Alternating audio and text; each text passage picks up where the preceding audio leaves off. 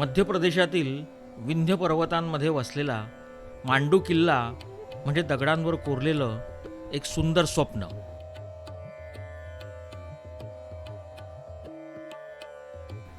अकराव्या शतकात इथून राज्य परमार घराण्याने गेले व नंतर तो माळवा सल्तनतची राजधानी बनला. आज हा किल्ला त्याच्या अफगाण वास्तुशैलीसाठी व बाज बहादूर आणि राणी रूपमती यांच्या प्रेमासाठी ओळखला जातो. बाज बहादूर हा इथला अफगाण घराण्याचा शेवटचा स्वतंत्र राजा होता. बाज बहादूरला युद्धकलेपेक्षा संगीत व इतर कलांमध्ये जास्त रस होता. तो स्वतः कवी व संगीतकार होताच.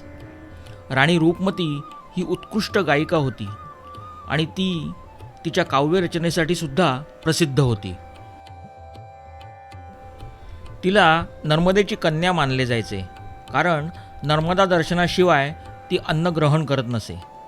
बाज बहादूरने तिची नर्मदा दर्शनाची इच्छा पूर्ण करण्यासाठी रूपमती मंडप बांधला, जिथून तिला नर्मदा मातेचे दर्शन घडायचे.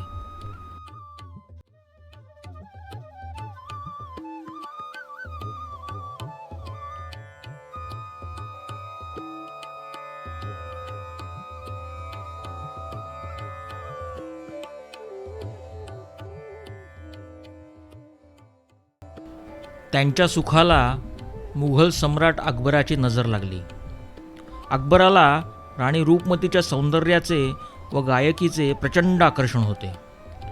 मांडूवर आक्रमणासाठी त्यांनी आपला सेनापती आदम खानला पाठवले. या युद्धात बाज बहादूरचा पराभव झाला. असं म्हणतात की शत्रूच्या हातात पडण्यापेक्षा राणी रूपमतीने आत्महत्या करणेच पसंत केले.